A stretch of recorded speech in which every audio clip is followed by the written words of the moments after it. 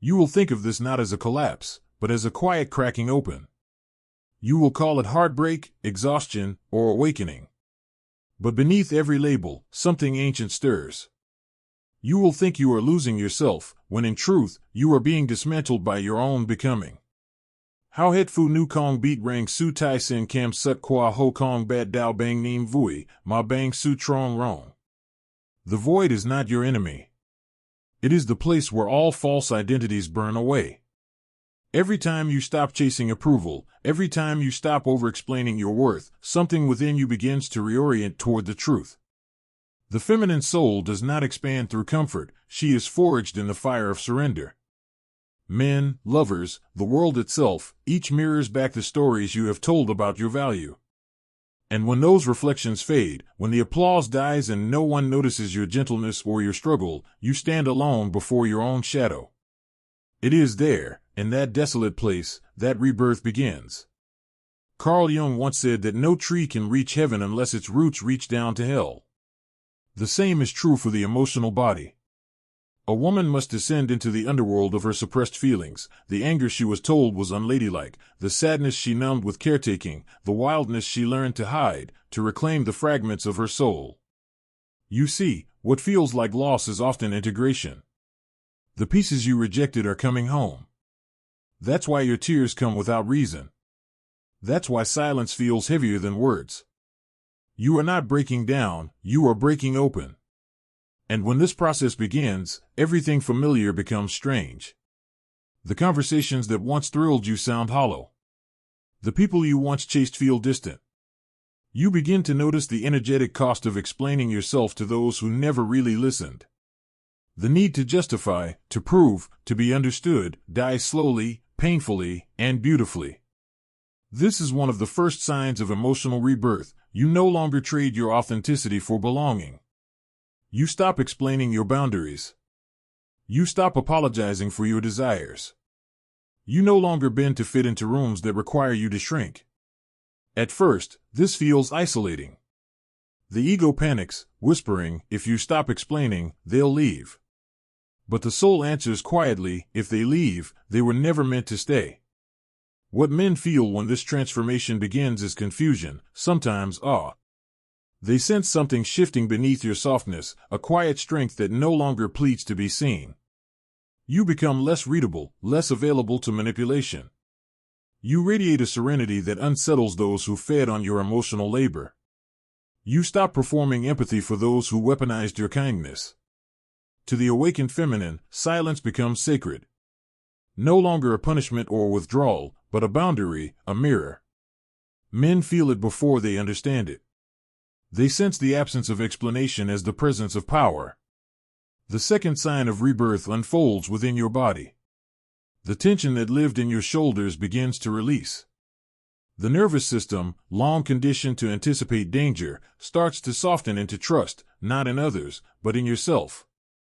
The trauma stored in muscle memory finds its voice through trembling, crying, shaking. The somatic wisdom of the feminine does not lie, it purges what no longer belongs. You are learning to listen again. Not to the noise of the world, but to the quiet pulse beneath your skin. That is where your truth hums, steady, ancient, unbroken. The third sign is the death of comparison.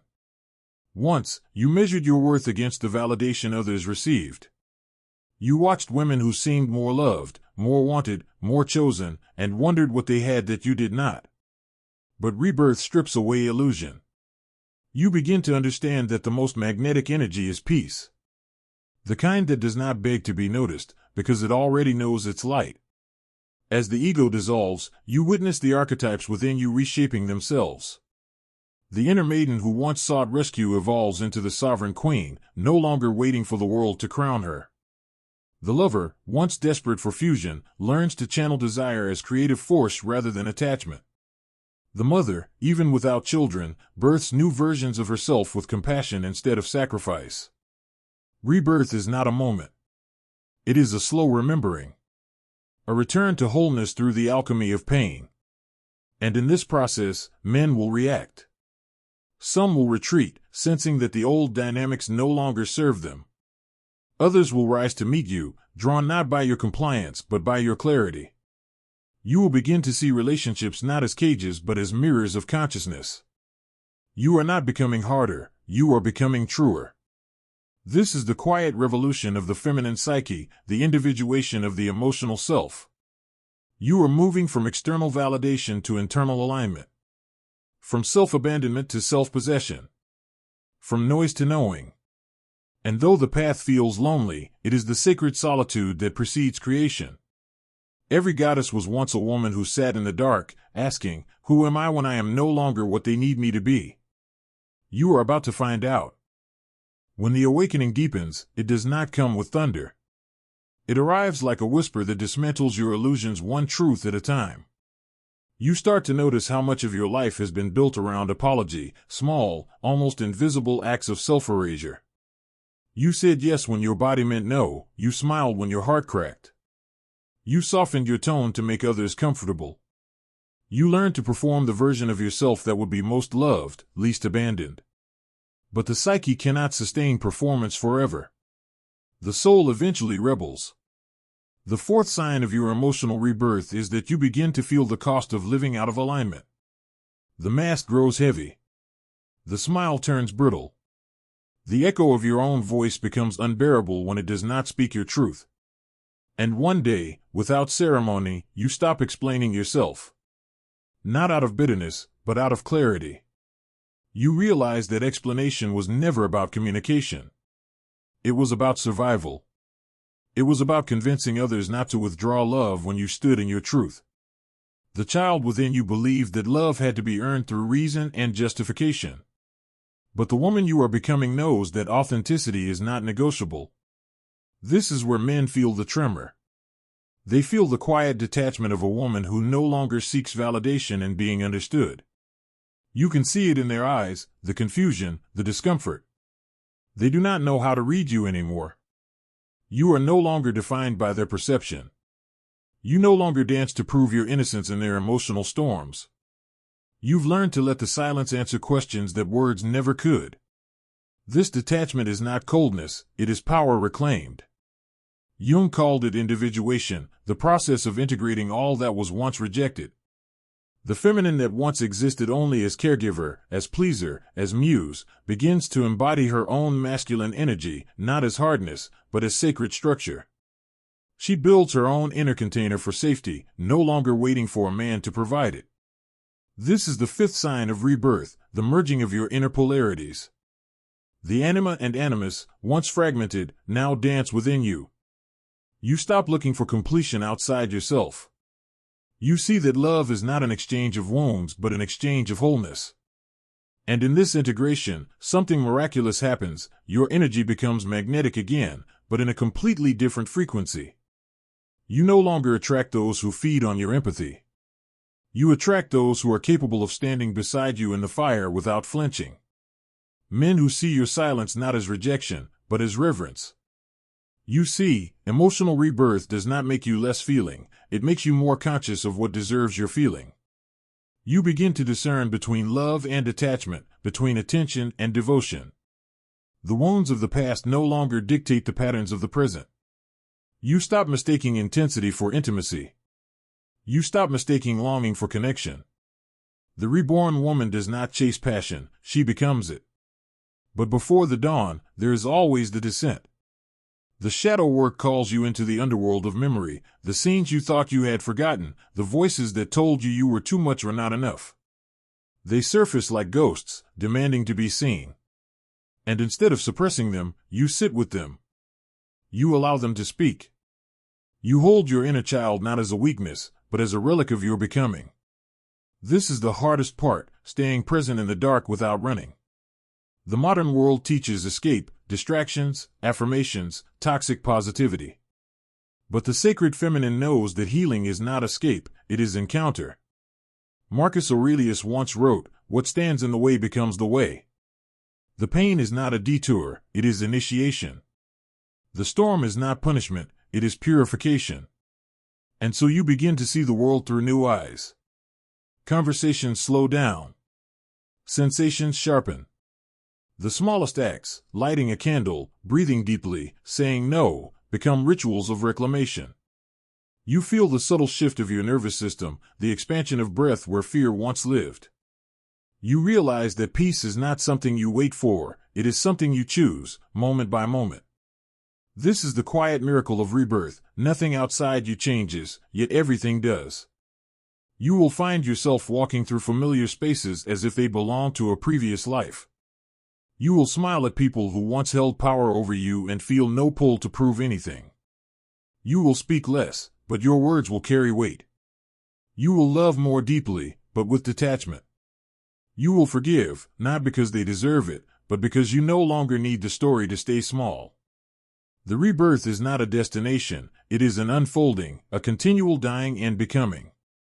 Each layer of truth you uncover becomes the soil for something new.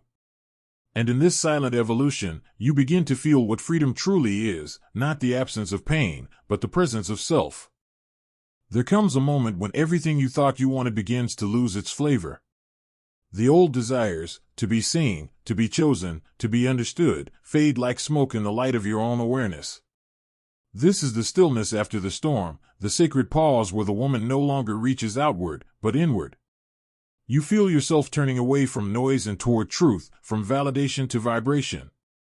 It's disorienting at first. The world has taught you that identity is performance, that worth must be earned through effort and explanation. But when the rebirth deepens, that conditioning begins to unravel. You see how much of your life was lived as a mirror, reflecting back what others needed you to be. The archetype of the pleaser, the caretaker, the rescuer, each begins to crumble under the weight of your own awakening. The pleaser dissolves first. She was the voice that said, if they're happy, you're safe. She taught you to compromise your truth for harmony, to choose peace even when it cost you your soul. But in rebirth, peace no longer means the absence of conflict, it means the presence of alignment. True peace requires confrontation, with others, with the past, with the false versions of yourself. Next comes the fall of the rescuer, the part of you that mistook love for fixing. You used to believe that if you healed him, he would love you better. That if you were patient enough, kind enough, understanding enough, he would finally see your worth. But you have learned, you cannot save someone who is committed to their own chaos. Love cannot exist where responsibility does not. This realization shatters illusions. It breaks the spell of codependency and forces you to face your own fear of being alone. But solitude, in this new state, is no longer loneliness, it is sovereignty. It is the recognition that your energy is sacred, that not everyone deserves access to it. Jung would say this is the integration of the shadow, the parts of the feminine psyche that have been exiled for centuries. Anger, sensuality, ambition, intuition. Each returns now, demanding to be honored. You begin to see that your rage is not a flaw, it is a compass. It points to where you have been silenced. Your longing is not weakness, it is the map of your soul's direction. As these energies rise, something changes in your presence. You become luminous in a way that cannot be faked. The same men who once dismissed your depth now find themselves unsettled by your calm. They can feel that you no longer seek to prove anything. That you no longer fear being misunderstood. Your silence begins to speak louder than their opinions. This is when power shifts, not through control, but through resonance.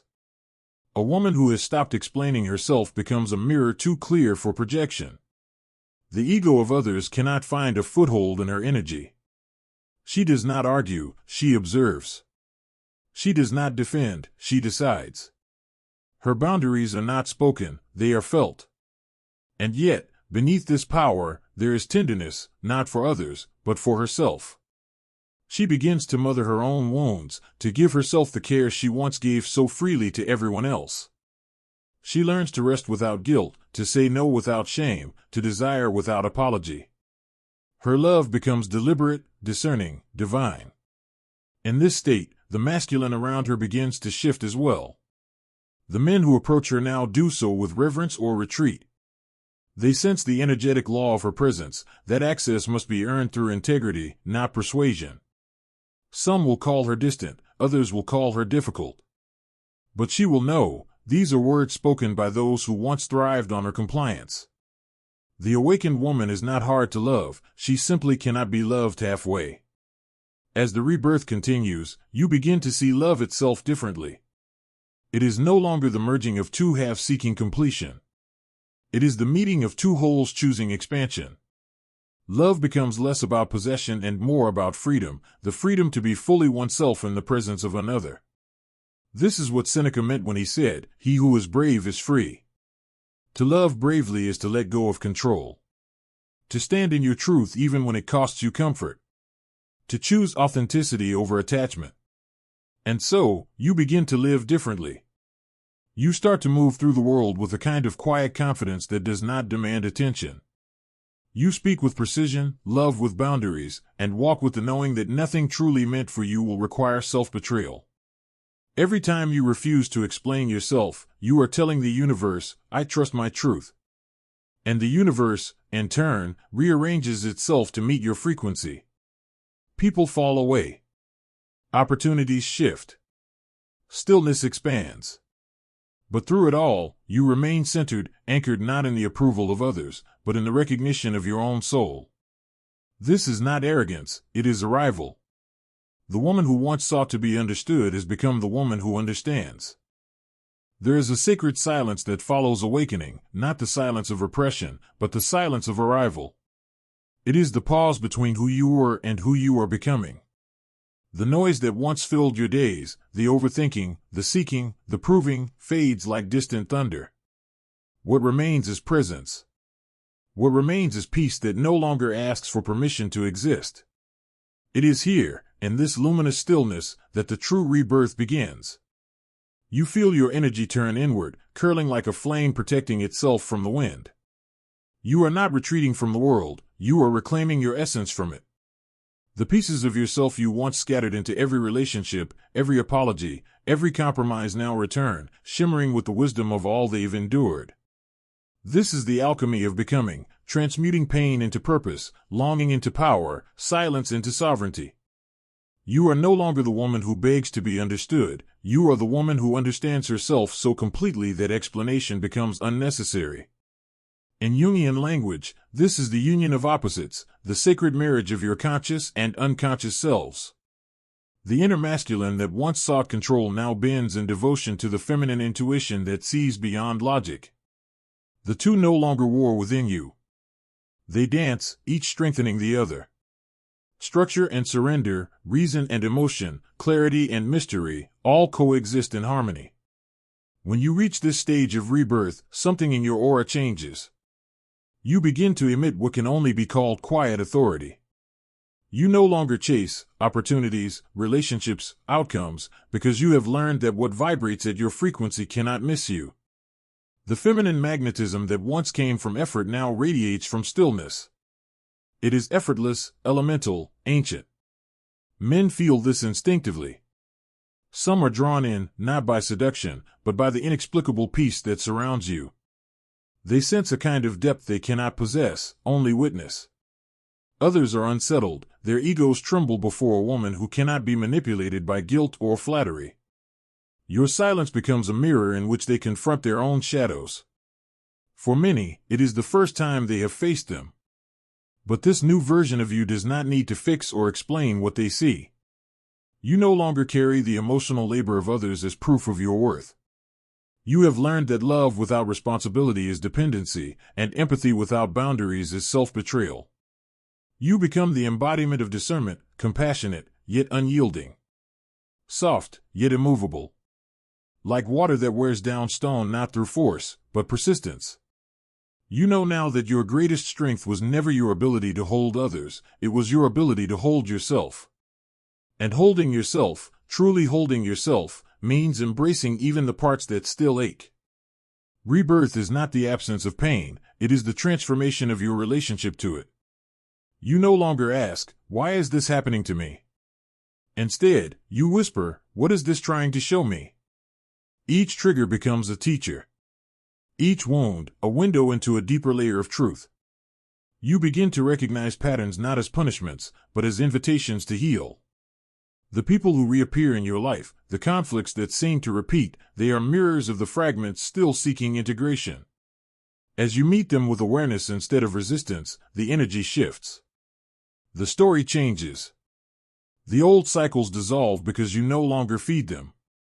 You have learned that closure does not come from explanation or apology, it comes from understanding your own role in the dance and choosing differently. This is what Marcus Aurelius meant when he said, "You have power over your mind, not outside events." Realize this, and you will find strength. The reborn woman lives by this truth. Her serenity is not denial, it is discipline. The discipline of choosing what deserves her energy, her words, her presence. And yet, this discipline does not harden her. Paradoxically, it softens her even more. Because when you no longer fear being misunderstood, you become free to love without control. Love without strategy. Love without losing yourself. The feminine heart, once fragmented by the need to be everything for everyone, returns home to simplicity. She loves fully, but selectively. She listens deeply, but no longer absorbs what is not hers. She speaks truthfully, but without the hunger to convince. Her presence itself becomes a sanctuary, not just for others, but for herself. This is the final threshold before full rebirth, the return to inner innocence. Not the naivete of the past, but the wisdom-born purity that comes after surviving the fire. You trust again, not blindly, but bravely. You allow life to move through you without resistance, knowing that everything unfolds in divine timing. And as you breathe into this new state of being, you realize that you have become the very thing you were always searching for: safety, depth, devotion, understanding. You are the love you once sought in others. You have not become someone new, you have simply remembered who you were before the world taught you to forget. There is a moment in every woman's evolution when she realizes that peace is not something she earns, it is something she allows. It comes quietly, without the fireworks of revelation or the drama of closure. It settles in her bones like truth finally remembered. The storms still exist, but they no longer uproot her. The noise of the world continues, but it no longer penetrates her. She has learned the sacred art of remaining. This is the culmination of emotional rebirth, the moment when all the fragments of identity, pain, and projection fuse into wholeness. The self she fought to defend, the self she tried to prove, dissolves. In its place rises the woman who simply is. She no longer performs her worth, she embodies it. She no longer explains, she emanates. And this emanation, this calm, unshakable energy, transforms everything around her. Men feel it first, though few can name it. They sense that something fundamental has shifted, the rules they once relied on to measure her reactions no longer apply. She no longer mirrors their moods or absorbs their chaos. Her emotions are sovereign, self-regulated, untethered from approval. Some will find this terrifying, because her silence exposes the hollowness of their noise. Others will find it magnetic, because her authenticity calls forth their own. The awakened feminine no longer seeks to inspire change through pleading or persuasion. She inspires by existing in her truth, by being the mirror that does not distort. This is the energy of the queen archetype, the woman who governs her realm with grace and precision, whose power does not demand to be recognized because it simply is. Jung spoke of individuation as the process of becoming oneself, free from collective expectation. Here, she has arrived. She is not reactive, she is responsive. Her emotions no longer control her, they inform her. Her intuition no longer frightens her, it guides her. She has learned that surrender is not weakness. It is trust, trust in her timing, in her inner voice, in the architecture of the unseen. She knows now that nothing truly meant for her will require her to chase, convince, or explain. The universe does not withhold what is aligned, it protects it until she is ready to receive it. And so she walks differently, slower, softer, yet with undeniable direction. The world, once something to prove herself to, becomes a canvas for her presence. Her relationships shift from transactions to transmissions, exchanges of energy, truth, and resonance. The men who meet her here are not seeking to complete her, they are seeking to join her. But perhaps the most profound transformation happens internally. She begins to see herself through eyes of compassion rather than critique. The harsh inner voices that once echoed with judgment begin to quiet. She forgives herself, not for being imperfect, but for believing she ever had to be perfect to be loved. She understands now that healing was never about becoming someone new, but about remembering the sacredness of who she's always been. Every mistake, every heartbreak, every detour, all were initiations, each sculpting her into the clarity she now carries. The pain was not punishment, it was preparation. In this rebirth, love takes on a new dimension. It is no longer bound by need or fear. It is presence, open, conscious, unconditional.